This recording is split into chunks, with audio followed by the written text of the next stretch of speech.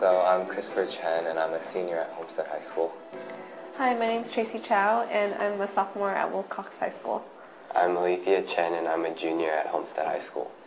I'm Ted Blomquist. I'm retired and a volunteer at the Senior Center in Sunnyvale. I'm Joan Blomquist, and I also am a senior at doing volunteer work at the Senior Center. And I'm Juanita Harris. I'm a part-time reference librarian here at the Public Library. So what were your childhood experiences growing up here in California? I grew up in the Redwood City Menlo Park area and went to all the Redwood City schools, and then went to San Jose State, then got married and went in the Air Force. Came to Sunnyvale after we got out of the Air Force and have been in our home in Sunnyvale since 1956.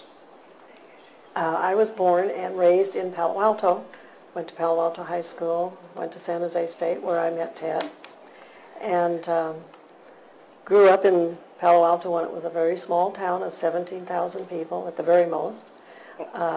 After we finished college and were married, we moved to Sunnyvale, as Ted said, and we've been here ever since. Juanita? Well, I was born and raised in St. Paul, Minnesota. So was my husband.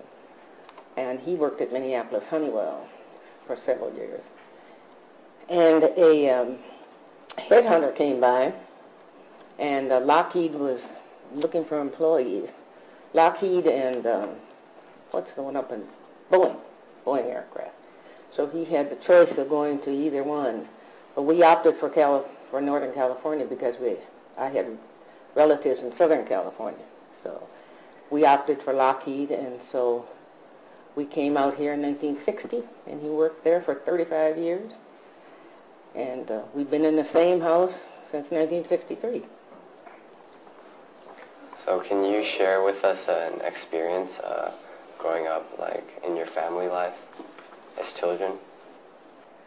Well, when I grew up in Redwood City, most of the people did not lock their front doors because they didn't know where the key was to lock the front door. And it was a very safe neighborhood then. And I guess now it's like any place else, you better lock your doors when you go to bed at night. Things have changed drastically as far as home burglaries and that type of thing. But in Redwood City, everybody knew everybody, and it was a very safe community. It's like when we first came to Sunnyvale, everybody knew everybody. There was only 17,000 people here.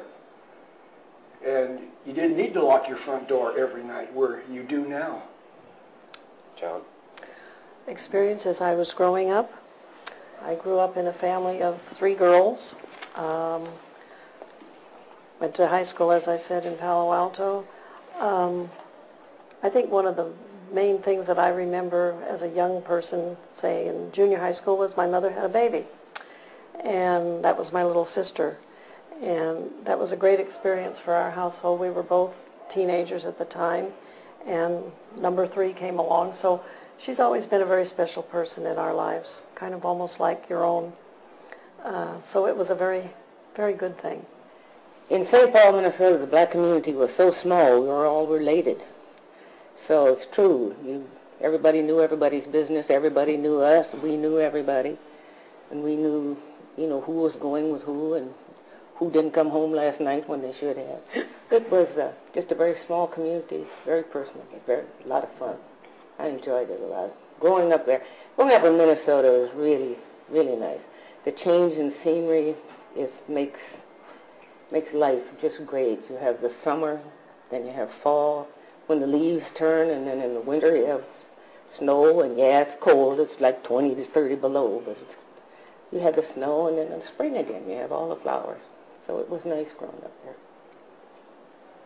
I know Ted kind of already brought up this a significant change, like, in Sunnyvale that you've seen. Like, I was wondering if Joan and Juanita could give, like, what's the significant change that you've seen in Sunnyvale? Significant change in Sunnyvale since we moved here, I guess I'd have to say the tremendous growth, the loss of all of our orchards, when we first moved in here and my children were tiny, I could walk around the corner and buy strawberries out of the fields. And behind us were the cherry orchards.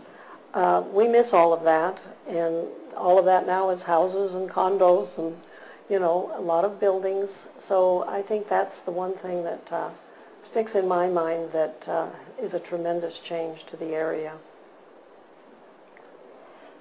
I would have to agree. The orchards are all gone, and it really is. It really has changed the landscape a lot. But you know, progress. There's not too much you can do. You know, but Sunnyvale has grown. So I think when I moved here, there were like what 36,000 people. Probably. Now there's what 136,000 people. So, and I think Sunnyvale probably has gotten to its limit now. I don't think there's any more room anymore for anybody to grow. It's just been. It was a nice place to live. Could you guys talk about an event or incident in life where living in Sunnyvale has changed your life in any way? One change is when our children were growing up, and we were greatly involved in Little League, and we've made some very strong, lifelong friendships out of Little League. And now there's not near the Little League population that there used to be. We used to have over 100 boys for each age group, and now there's nowhere near that number in the entire league. So, other changes we've made also made lifelong friendships by joining the church and getting deeply involved in our religious activities. That was kind of the area I was going to mention, is the church. And our children went to St. Martin's, and I taught catechism over there, and we made some tremendous friends there also, which we are still in touch with. And as big as the city's gotten, we've remained friends all these years, and that's very meaningful to both of us. It's funny, but that's Little League is where I knew the Blomquists, because our kids all played together, and so that's how I knew the Blomquists and half of Sunnyvale, I guess, because it was just a tremendous amount of kids. When I moved into our house in 1963, we live in a court, and there are 8 houses in that court, and there were 20 children in that court under the age of 12. Now that's just how many people, you know, just how the juvenile population was then. Now, I think the woman at the corner has 2 children. There are no more kids in the court at all, and that's, I think, kind of sad. I miss the kids. The people who lived at the head of the court cut a gate into their back fence, and it abuts right on Deanza's Park. And I found out later, when my children come home and talk to me, their bedrooms were in the front of the house, and there's a back door right there. They would sneak out and sneak over to these people's house, go through the gate and go up to the park and stay till about 10 o'clock and then sneak back in. Well, Stanley and I, my husband and I, by that time we were in bed sound asleep. I never thought to check on them. Now I know. If I had it to do again, I'd check on them. But that's the one thing I remember more than anything else, is that sneaking out the back way, going to the park. And when, Ted, when we were at the Anza Park, they had 5 leaders up there, and those kids could go up to the park all day long and come home at 9 o'clock at night, and there was somebody there leading classes, teaching them how to play ball, chess, whatever, all day long until 9 o'clock at night. It was wonderful, really wonderful. Juanita mentioned 20 children in her immediate area. In our area, there was 7 houses on each side of the street, and there was 41 children out of those 14 houses that went to Pippin Grammar School. Now, when we moved in, there was no Pippin Grammar School. There was no Homestead High School. Then they built Pippin Grammar School. Now Pippin Grammar School's gone, but Homestead is still there. And with these 41 children, we didn't need babysitters from outside the area. We just babysat each other. Many times, New Year's Eve parties, we'd just block off each end of the street and have our party right there, and every half hour or so you go home, you check on your kids, you come back and continue the party. And that's the way we solved that babysitting problem that many years ago. Now I think we've got maybe 3 or 4 elementary school children. In fact, it's got so small that we don't even stay home on Halloween anymore, because at the most there's 2 or 3 children that come and say trick or treat. So we go down to San Jose and help trick or treat our grandchildren down there. What do you hope to see in the future of Sunnyvale? I hope to see the mall that is supposed to be demolished. I hope to see that demolished and that area put back to where it was many, many years ago, like a downtown area. And what I still haven't figured out is why all the gasoline stations on El Camino are disappearing, and they don't seem to be replacing them with in any other locations. So I don't know where all you people are supposed to get gas for your cars.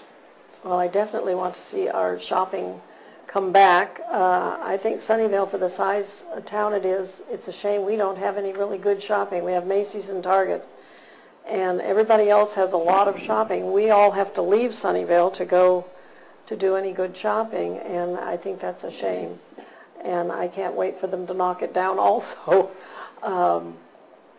I don't know whether it's going to happen in my lifetime, the rate they're going, but I think we need to go back to a conventional town with storefronts, and I think that'll help Sunnyvale really bring in more people to use our shopping and our restaurants.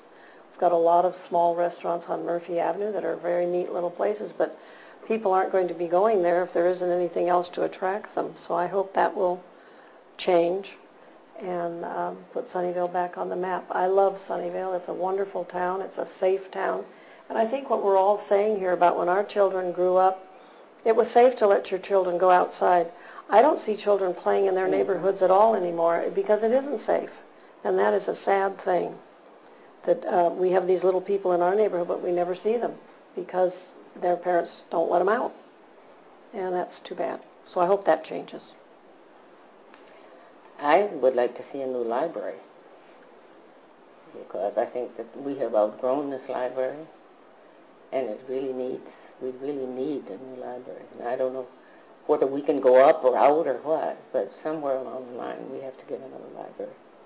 But that's what I'd like to see. And I know it's not going to be done before I leave, but it needs to be done, and done soon. How about that's my plug for the library. But I must admit, I hate to shop.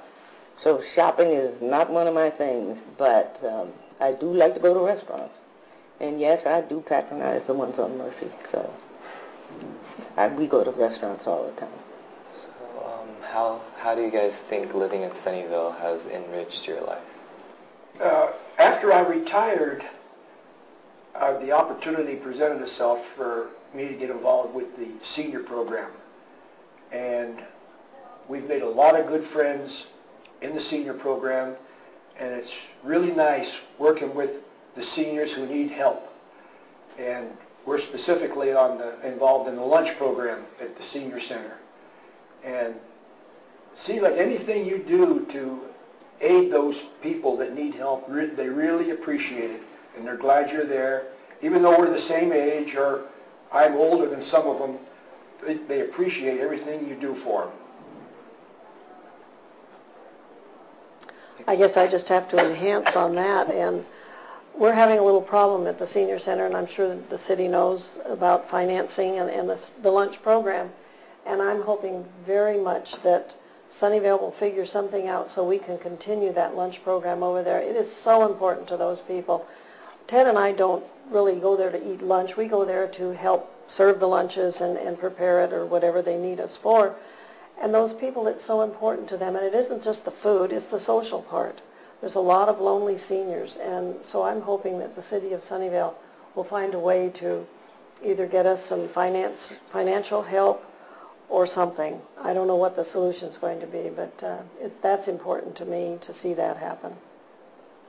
I haven't started volunteering much because I'm still working. But the thing I really do like about Sunnyvale is it's easy to get to cultural events. Like I'm an opera buff. And so I go to San Jose Opera. And we're close. If I want to go to San Francisco to the opera, we're not that far away. So we're right in the middle of so many things. There's a symphony orchestra, there's ballet, there's chamber orchestras. There's so much around here that I really, when I retire, I look forward to going to all of them, frankly. I think it'll be fun. Do you have any words that you would like to share with the younger generation? I'm sure that your parents have done what they felt is best when it came to raising you, and just do what they taught you to do and do it right and do it honestly. I agree with that. Play hard, have a good time, work hard, and obviously you three are working hard. We talked a little before we started, and you're all taking great courses in school, which tells me you're good students. You're on that straight and narrow path. Don't let any of those bad outside influences get to you. Continue your education and stay straight. Well, as a mother of 8 children, I don't know that children pay much attention to what you say anyhow. So, but I think, you just hope for the best. You do the best you can, you raise your children the best you can, and just hope for the best. And my kids have turned out pretty well, so I'm very well.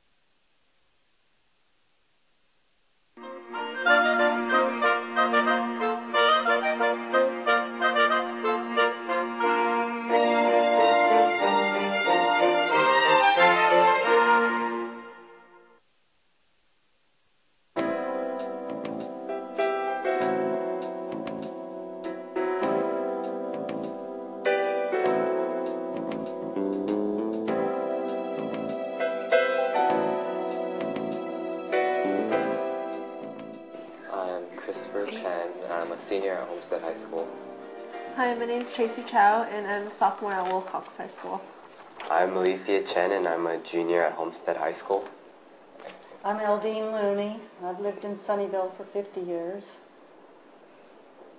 I'm Michaelena Hughes, and we've lived in Sunnyvale since 1946, and I'm a volunteer for the city of Sunnyvale. I'm Bob Hughes, and I've lived here with this young lady all these years, 60 years married, and live here in Sunnyvale, and I'm retired.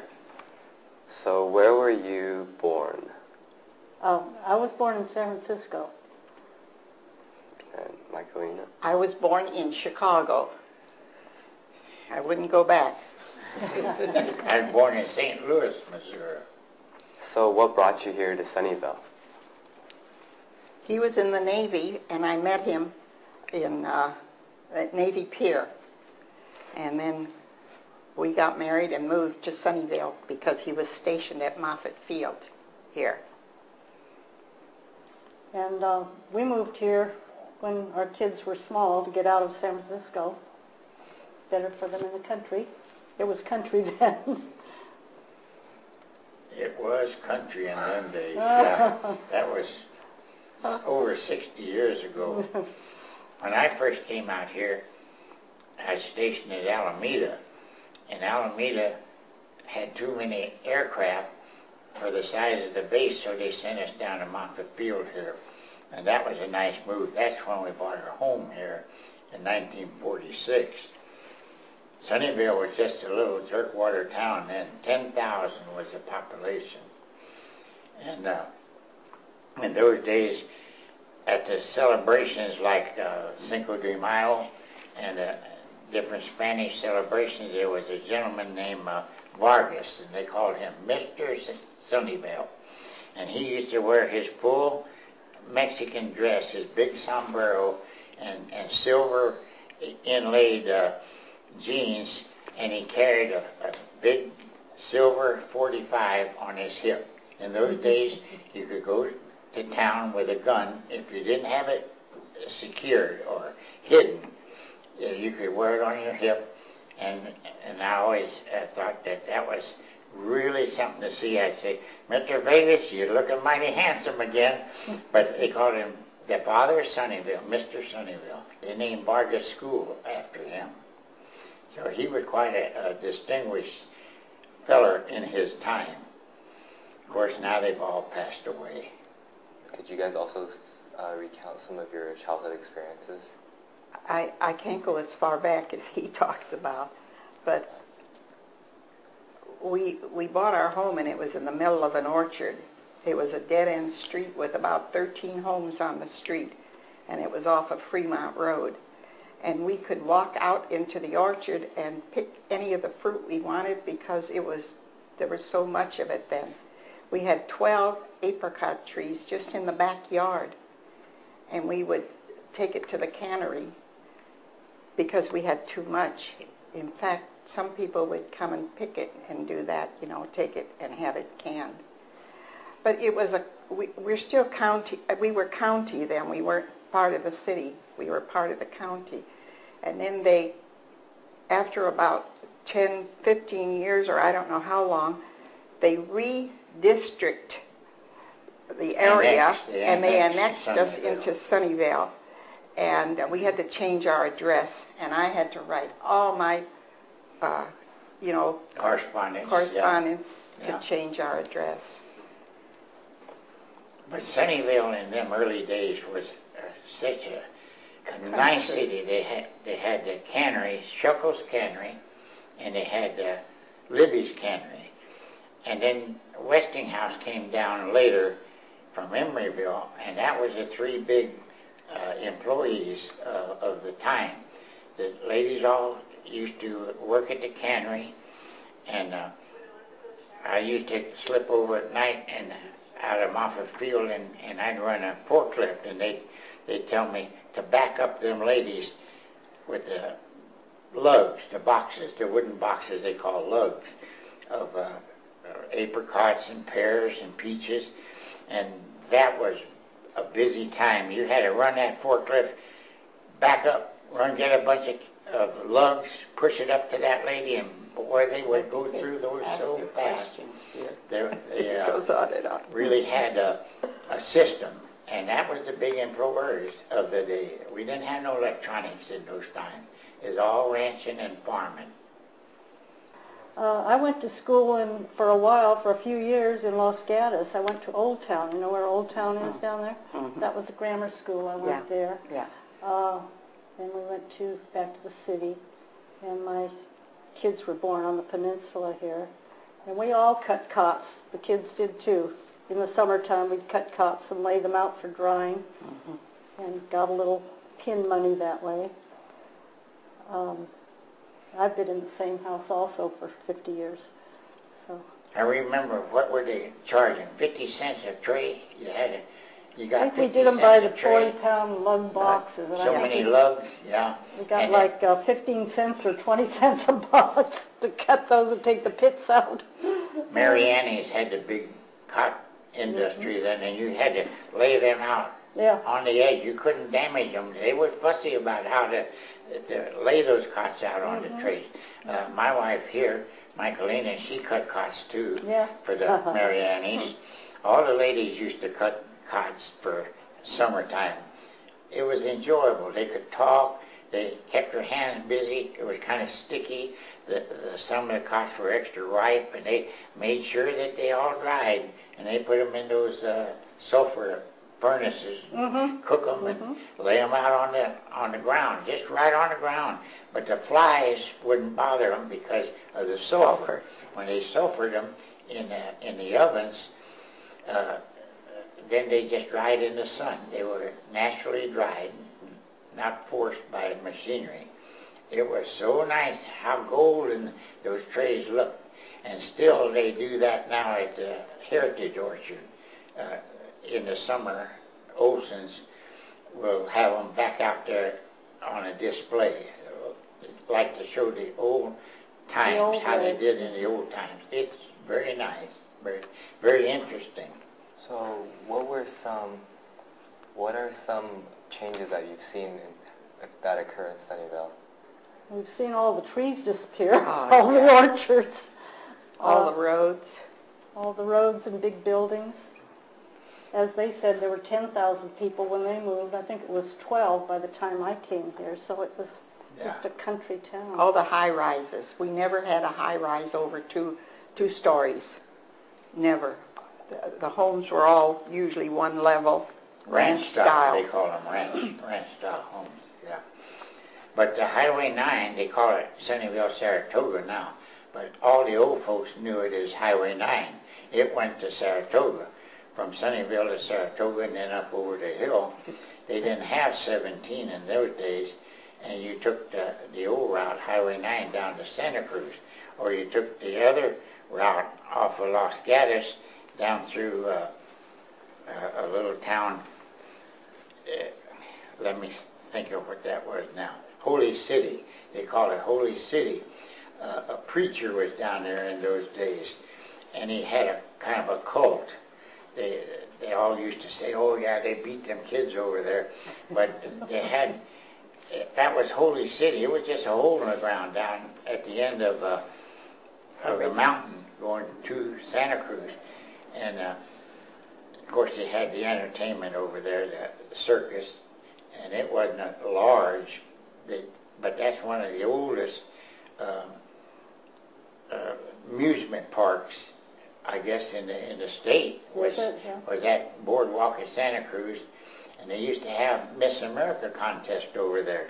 And of course all the young sailors, all of us would blow out from Moffett to go over see the babes.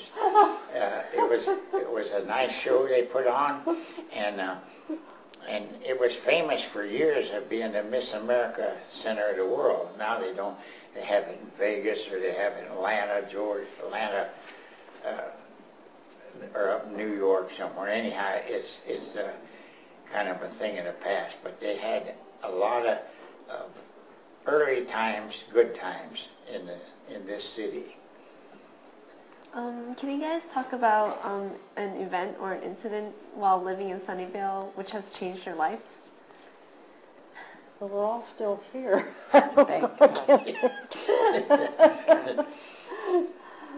We worked at Lockheed for years, both of us, when Lockheed was up in the 30,000 people. I worked at Westinghouse, and that's shrunk down too. How about you? What has changed your life? Well, we moved whenever he got transferred in the military, in the Navy. And so I would work at a job, and then when he got transferred, I would have to give up my job. So I never was able to get any retirement pay from my jobs because I never stayed long enough. Mm-hmm. But we traveled all over the world. He was stationed in Guam and in Hawaii several times, and in Naples, Italy, and even in Japan. And we bought a home in Japan, but we couldn't buy the land because the government controlled the land. But we bought a little home there, and then we were able to sell it for exactly what we paid for it. So that was quite an experience. And we always came back to our home in Sunnyvale. Well, if you're back on me again, it's your turn. Our big changes was just going from young to old, you might say, in Sunnyvale. When I got orders to Moffett Field, the Navy left me there for 7 years, so they called me a plank owner because we worked in the big hangar. And in those days, before they had put louvers up in the ceiling in the top of the hangar, they had a pigeon infestation. and the pigeons used to come in and make their nest, and then they would make a mess on the planes that were parked underneath. So our skipper would tell us, he'd say, okay, I want a crew to go up in the attic of the hangar. It had a small car that went up on the sides on a rail, and then you could had catwalks up there, and you went out there with bamboo poles and pushed the pigeon nest out and let them fall to clean the hangar. But they later got ventilation up in the top, and they could control it better. But that big hangar was world famous in its day as a landmark for California and for Sunnyvale. I remember they had a big, when they had the apricots here, the stones or the seed from the apricot was sold to a Coke company over in Alviso, and they had a big tall stack. I guess it was 150 feet tall, and they burned that the stones or the seeds from the apricots and made briquettes, and that had a big flame, a big fire that came out of the top of it at night. And when we go on our night flights, and the fog would get so thick here in the valley, we couldn't find the field. The pilots always look out and they say, Hughes, watch out for that smokestack. We'll find out where Moffett is. So everybody, the crew members will all be looking around and watching, and then we spot that smokestack with that fire coming out and tell them, say, there she is. So we knew we was right close to Moffett Field, and they'd come on down and make a GCA approach and land. But many times it was so fogged in you couldn't even see the base, the field, the big hangar, and it got kind of hairy. In fact, one night they wouldn't let us take off. We was going on a night flight, and they said, no, nobody's leaving. It's too foggy. You can't even see the runway, let alone run down it. And that was a big runway, 12,000 feet. So we had our kind of hairy times here in Sunnyvale. But it was good times, too. Okay, you guys go. They got a lot of questions. What do you guys think about Sunnyvale now, and what do you like and what would you like to see changed? We were just saying, we were sitting there, we want it back the way it was. But 50 years have passed, and you can't stop progress, I guess. It's still a nice town, but, I mean, it's a city now. It's not a small town. It's a great town. Sunnyvale is a great city. The young are coming here, though, and making it like a metropolis. And we didn't want that. It was a beautiful country area when we first moved here, and we didn't have the highways and all the automobiles and everything. I would like to see it back to where it was, but never will it ever be.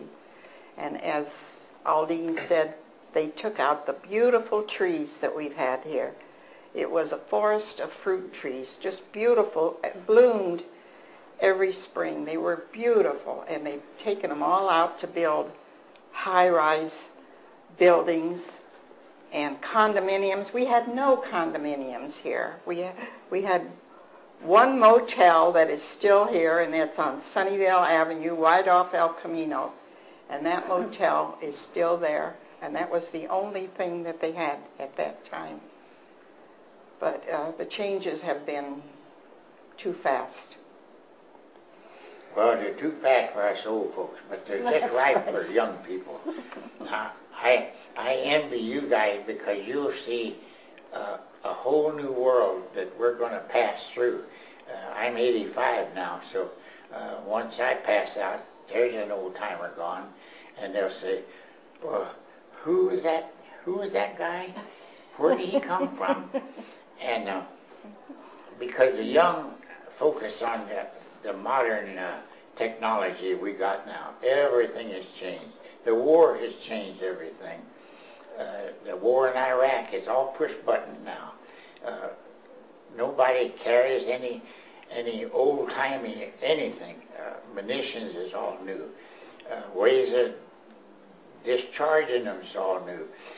the ships all got rockets in them now. They don't have guns in them no more. It's inspired by man. So we're just modern. Look at Lockheed over there in Ames. Ames is shot up to the moon and back. So when you look back on the city, I don't want it like it was old times, because you guys wouldn't have liked it in those days. You young people are the smart people coming in the world now. And that's what counts. The way the city changes is the way you guys make it change. By your education and your devotion to stay here and see what happens to good old Sunny Valley, as my old father-in-law used to call it. He was Italian, so he didn't call it Sunnyvale. He said, "Well, Bob, we go Sunny Valley. I like to go Sunny Valley." So we had a lot of fun in them days with her parents, with my wife's parents, when they came out from Chicago to visit. It was like a whole new world for them to come to Sunnyvale, California, and he thought that the streets were gold, and the Walnuts was all up and down on the Los Altos highway there now, and we'd stop and pick up walnuts. Nobody'd say nothing. Help yourself. Years ago, I went over to Lester's cherry orchard and wanted to pick mustard, and I asked him, I said, "Mr. Lester, could my father-in-law and me pick some mustard?" He says, "Son, take it all." He says, you guys take all the mustard there you want, because they grew the mustard to help the trees in the old days. So you can't change it now. It's all too automatic. We're all living in stoplights and parking garages. There's no place to park anymore. You got to go into the cellars, or the dungeons, I call it, park down in that underground park, and I ain't going to do that. But you guys have got the city in your hands now, you young people. What part of living in Sunnyvale is most enriching? Well, we all raised our children here. What part of Sunnyvale? I can't. When we were living here and our children were small, they were able to play in the street. They were able to go anywhere without somebody, bothering them. Yeah. Or they were free. We didn't have to worry about them. They went anywhere they wanted. They'd get on their bikes and roam the area, and I never worried about them because we knew they were safe. But you children and your families, you have to be so careful now in Sunnyvale. It's not just Sunnyvale, though. It's the whole world is what it is. But our kids were raised easy. We didn't have that concern, and they played on the streets. So this is a terrible thing for what's going on now, But it's life. Well, not Sunnyvale, but the whole state of California. Now everybody needs a cell phone. You got to keep in touch. You got to call your mom and dad. We don't have one. The mother and father got to call you guys. Where are you at? Are you coming home? What's happening? Is something coming up? No, is there an accident? Yeah, there's an accident. I'll be home late. But the highways is fierce now with traffic. There used to never be so much traffic. 101 had stop signs on it. You can't believe that Moffett Field had a stop sign. At the end of Moffett Field was another stop sign. A 2-lane road was all they had going to San Francisco. We used to travel from Sunnyvale to San Francisco on El Camino. Yeah. El Camino, we traveled right up El Camino to San Francisco. There was no 101, there was no 280. We used to travel along the bay because El Camino would skirt the bay. Of course, they filled it in since then, so that now it's 101. But that was so easy. We had no traffic. All you had to do was watch, ahead of you. There were maybe 5 cars on the road going up that way. It was amazing. It was beautiful. We used to stop along the way and shop, but it's not like that. We don't even leave Sunnyvale hardly anymore. Is there any advice that you guys would give to the future generations? He's giving it to you. He's giving it to you.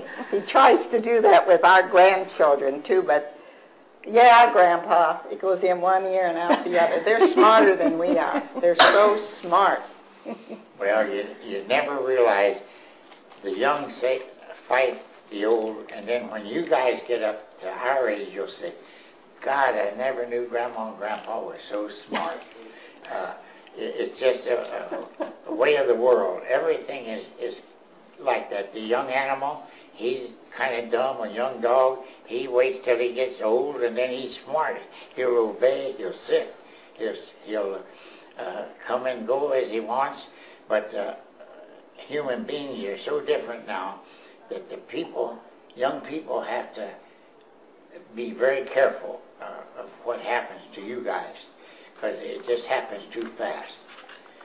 You can't believe how many young people are getting in real big trouble now, where it used to, even a policeman would tell you, now son, look, you get squared away and go home, tell your mom and dad what happened. But now they throw the cuffs on you. You go to the Bastille. Yeah. You go overnight in jail. That's a must. They gotta do that, because if they turn a feller loose. I remember one time, my wife and I was a young sailor.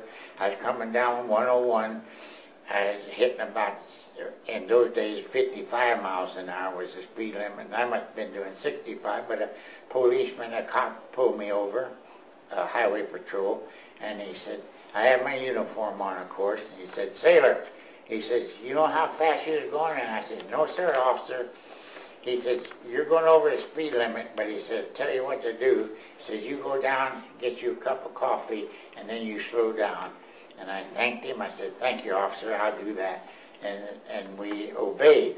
I went down a few more,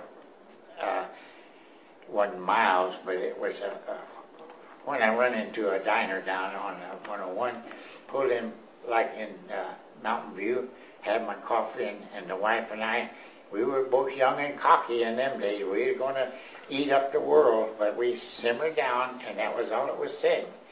So people were nice to each other early on. Only later has everything got kind of out of hand for demonstration. Nobody demonstrated against anything. There was nothing to fuss about.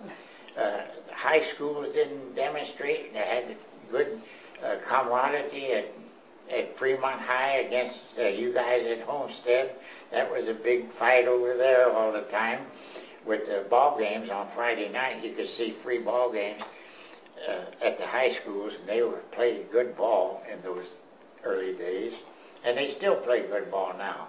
But you had too much trouble sometimes in the parking lots and kind of people blowing their cool. But you guys got a good world coming up for you anyhow. You can believe that. I can see that now. As dumb as I am, I can see that that's a good, you guys have got a good world for you young people to come into. It'll be different though, but I'm sure that you'll say, in the old days, say, you remember when we had that interview? That old guy says, we'd have a good world. He said, he was right. So let's hope so, huh? How about you? I'm afraid he's telling you too much, scaring you. I don't know. It's fine. It's fine. What was your question? Oh, I was just asking what advice you would give to future generations. Well, you remind me of our grandchildren. We have 6 grandchildren, and 2 of them are in high school, getting out, and then one's quite a bit younger. And it's what we tell our grandchildren: look ahead, think ahead, and always be wary of what you're doing. Be careful, and take your parents' advice. They know a lot more than what you do. That's all I can say. But you just remind me of our grandchildren here, and I wish the best for you.